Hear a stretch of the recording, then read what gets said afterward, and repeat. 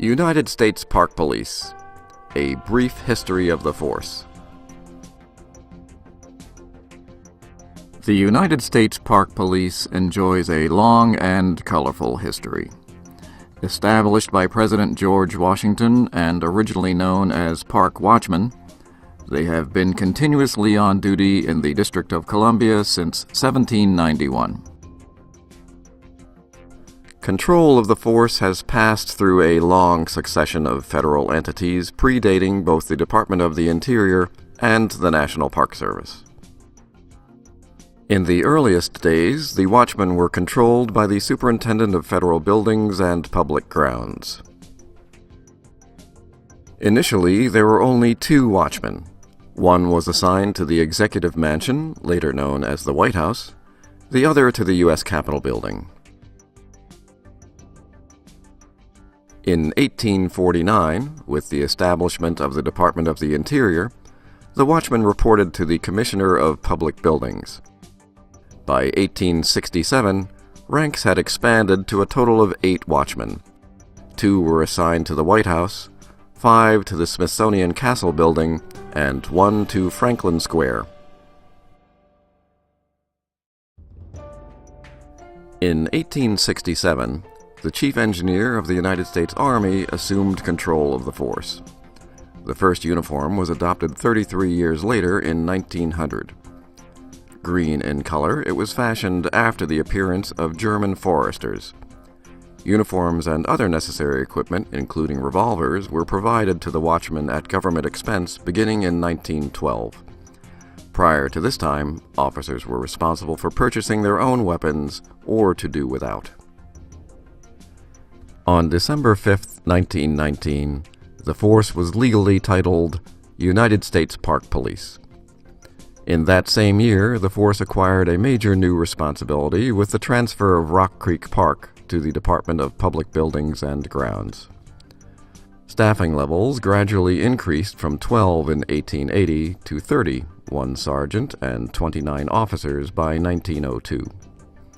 Bicycles were placed in service in 1907, the first motorcycles were acquired in 1917, and the force began its first horseback patrols in 1921.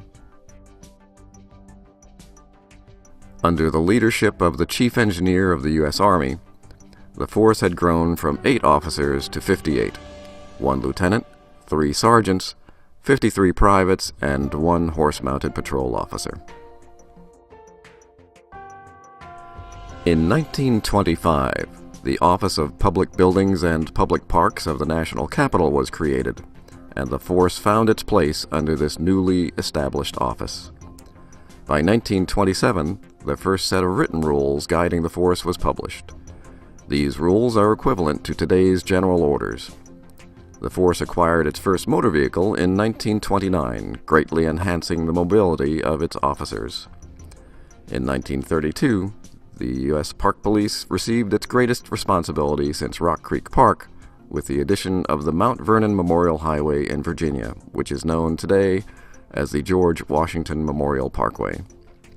With this addition, 12 new officers were hired, expanding the force to 70.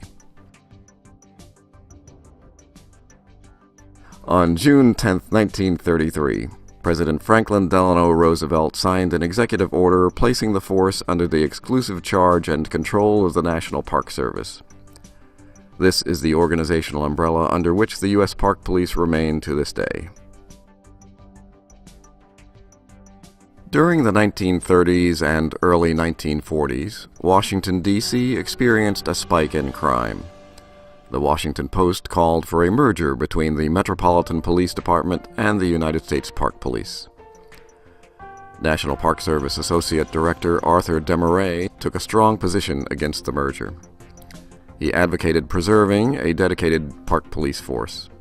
Desmarais also advised Congress that the U.S. Park Police patrolled areas outside of Washington, D.C., and it made no sense to have the Metropolitan Police patrol areas in other states. The Senate and the House approved the bill to merge both agencies. However, President Truman vetoed the bill, thus ending the merger plans.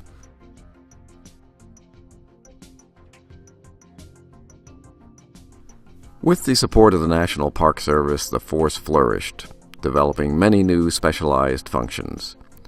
In 1950, the force added a new unit called the Civil Disturbance Group. This unit was responsible for managing large-scale events such as demonstrations, celebrations, ceremonies, athletic events, pageants, and parades. In 1959, the force added police canines to support its mission.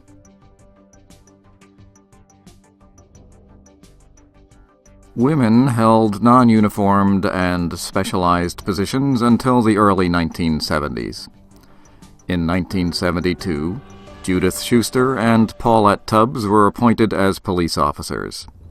They were the first women of the force to have the same duties and responsibilities as men.